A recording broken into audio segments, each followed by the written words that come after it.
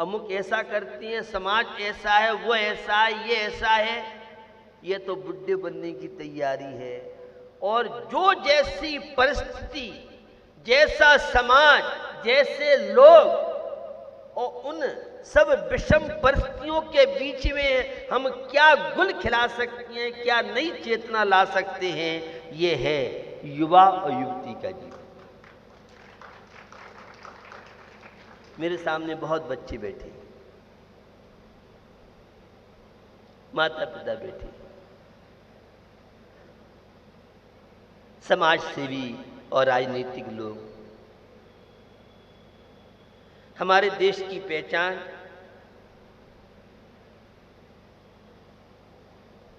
संस्कार, श्रेष्ठ आचरण। कहां से बोल रहे हो? सामान्य पंक्तियों से ही चर्चा को आगे बढ़ा देता हूं। आचरण तुम्हारा शुद्ध नहीं, कल्याण तुम्हारा कैसे हो बिसियन बस भक्ष अभक्ष बखे, फिर ज्ञान उजाड़ा कैसे हो। खाइए पीजिए विवेक के साथ, जीवन आपको मिला है। आपके ऊपर परिवार की जिम्मेदारी है, समाज की जिम्मेदारी है, देश की जिम्मेदारी है और स्वयं की। आध्यात्मिक जगत में जहां स्वपर भेद विज्ञान, आध्यात्मिक जगत में उस सम्यक दर्शन की महिमा, आध्यात्मिक जगत में उस शुद्धोपयोग, मैं कौन हूं, मैं कहां से आया हूं, मुझे कहां जाना है, मेरे जीवन का लक्ष्य क्या है, आत्मा से परमात्मा बने। लेकिन परमात्मा बनने से पहले, धर्मात्मा बनने से पहले एक अच्छा इंसान बने। आज हम माता पिता के सामने एक प्रश्न है, समस्या है। वो समस्या है किशोर अवस्था में बच्चों को हम कैसे संभालें। आपके हाथ में एक सागर की हार्ट के विशेषज्ञ डॉक्टर थे, बहुत ईमानदारी, बहुत सात्विक जीवन। आप सुन के विश्वास नहीं कर पाएंगे उनकी सादगी और बड़ी उनकी प्रसिद्धि भी। उनकी धर्मपत्नी से एक बार चर्चा हुई तो वह कहती, कौन कहता कलयुग है, कौन कहता है संतान दुष्चरित्र हो सकती है, कौन कहता है बच्चे और युवा बात नहीं मानते हैं। उनके कोई बच्चा नहीं था, 3 बेटियां थीं। आप सुन के विश्वास नहीं करेंगे, तीनों उनके दामाद डॉक्टर हैं और बेटियां उनकी बहुत पढ़ी लिखी हैं। लेकिन उनने कहा, मैंने जैसा चाहा वैसी मेरी संतान है। मां पिता तो हो, सारा दोष युवा युवती को, बच्चे बच्चियों को देकर के, और हर माता पिता अपनी जिम्मेदारी से बचना चाहता है। मैं बहुत मॉडर्न छात्र छात्राओं के बीच में बैठता हूं।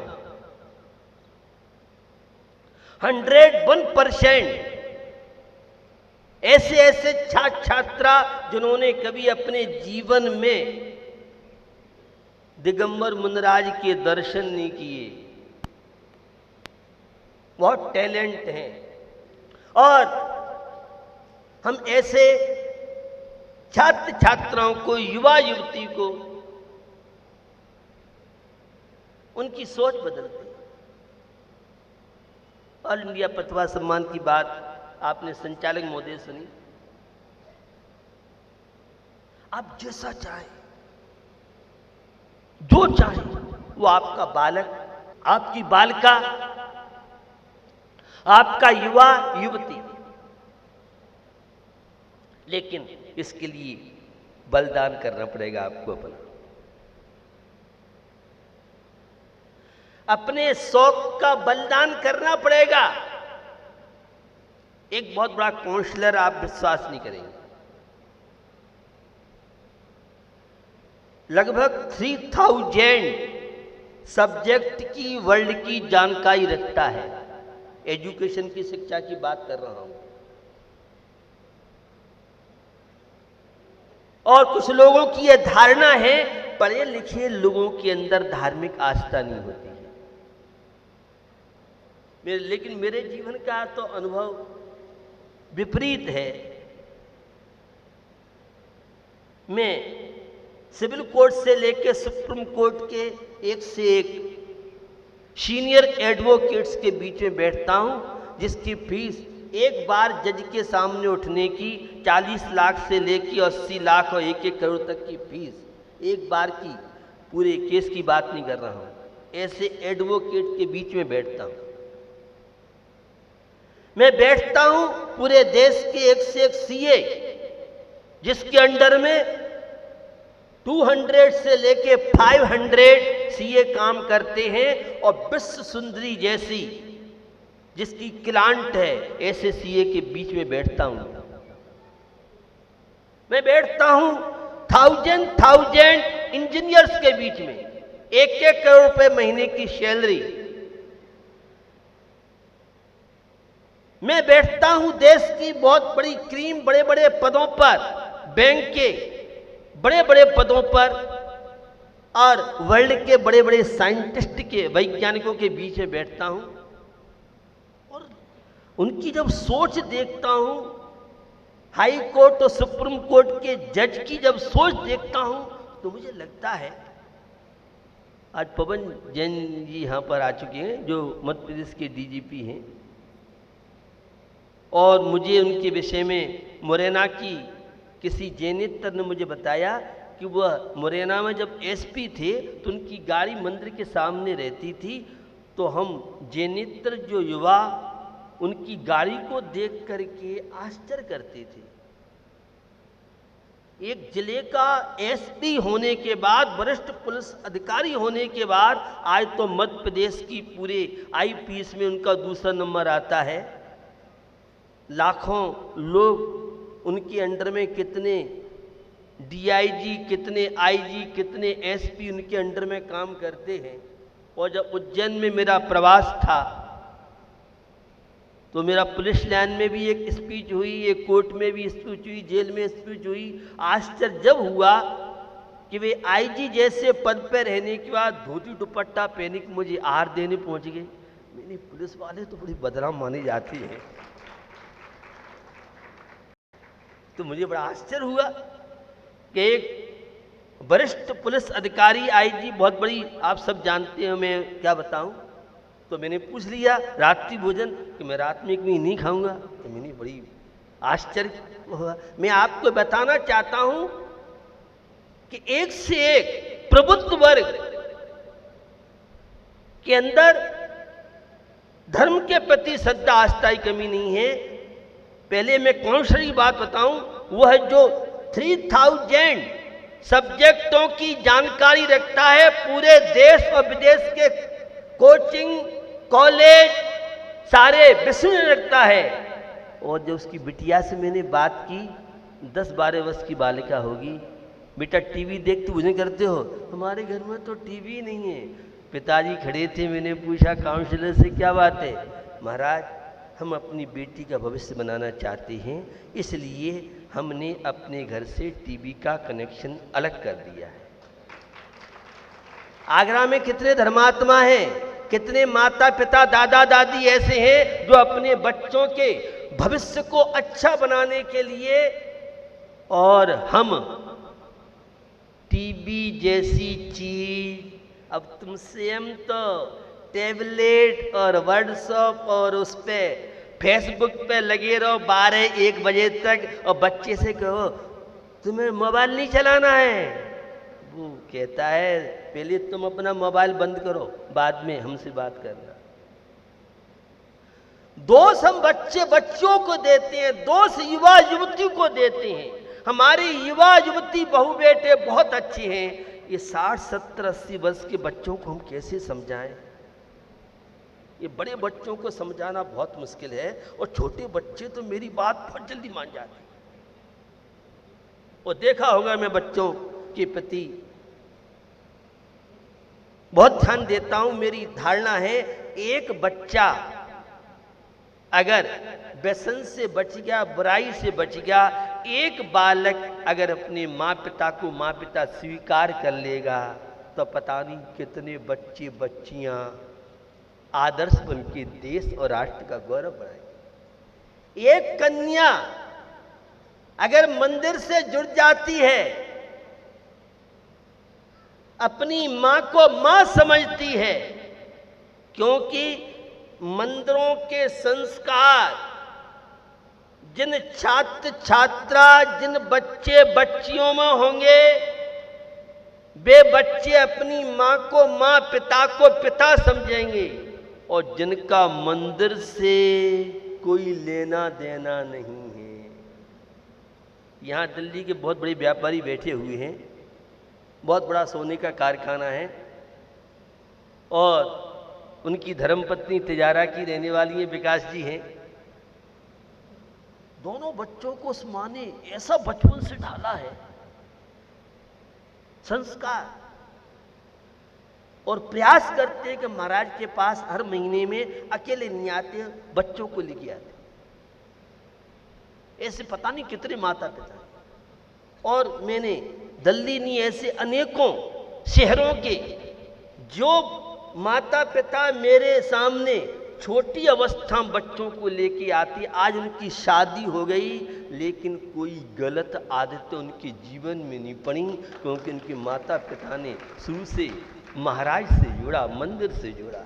मैं रात में देखता हूँ सैकड़ों की संख्या में यहाँ पर युवा आते हैं रात के समय, और वे युवा अपने बच्चों को बहुत, पिता तो अपने बच्चों को, हमारी बच्चा मानता नहीं है, टीवी एनु नुड़ता नुड़ता तो नतीरा 3 बार 2 कर्नाटक में जो हम थे तो कन्नड़ भाषा में बोलते थे, टीवी देखते देखते भोजन मत करना। अब छोटे बच्चे तो मान जाते, वो कहते हैं मम्मी पापा को तो मना करो, पापा भी हमारी टीवी देख के खाते हैं, मम्मी भी खाती हैं। संस्कारों की बात कर रहा हूं। बच्चे बच्चियों का भविष्य, किशोरावस्था में बच्चों को कैसे आप संभालें? पहले मां बनी आप, अब आप मां तो बन गई और मंदिर से मतलब नहीं है, आपको टाइम नहीं है मंदिर जाने का, तुम क्या बच्चों को संस्कार दोगे? फुर्सत नहीं है, टीवी देखने के लिए टाइम है, मोबाइल चलाने के लिए टाइम है, क्लब जाने के लिए टाइम है, और होटल में जाने के लिए तो टाइम है, मंदिर के लिए महाराज कम वक्त है। यह है अशुभ कर्म का उदय और अपनी संतान से हाथ धोने का तरीका। यहां जितने आज बड़े बच्चे बच्चियां बैठे हैं, इन्हें अपने दादा दादी के संस्कार मिले।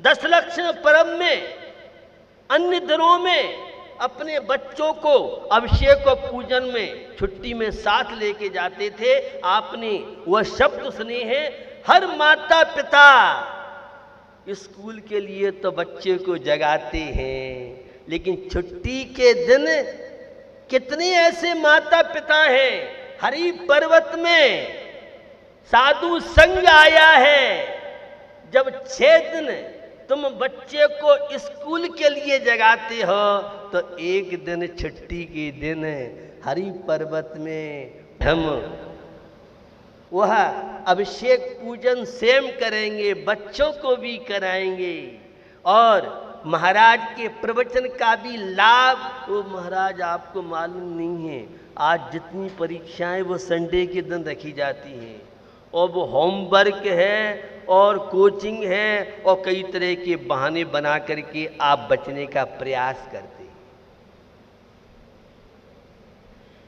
एक कौशल्या मां थी, आपने नाम नहीं सुना हो कौशल्या का, क्योंकि रामायण आपने देखी होगी, पद्म पुराण भी पढ़ा होगा।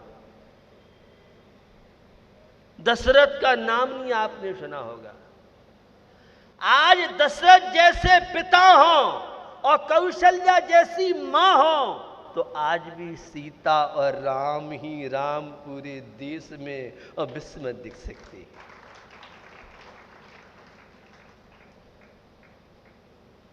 वह नावरायो मरदेवी,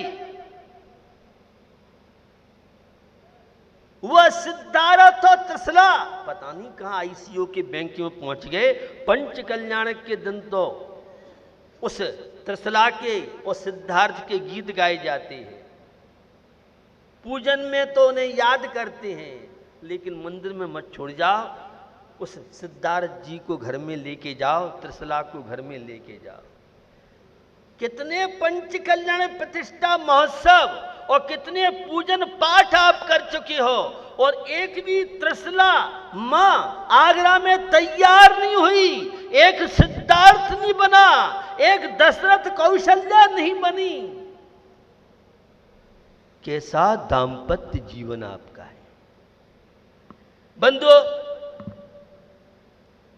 संस्कार शिवाजी की मां ने दिए थे। कैसे दिए शिवाजी की मां ने? अभिमन्यु के प्रसंग से आप सब परिचित है, कई बार आपने चर्चा सुनी होगी। और मदालसा का नाम शायद आपने सुना होगा। मां का संस्कारित होना बहुत जरूरी है।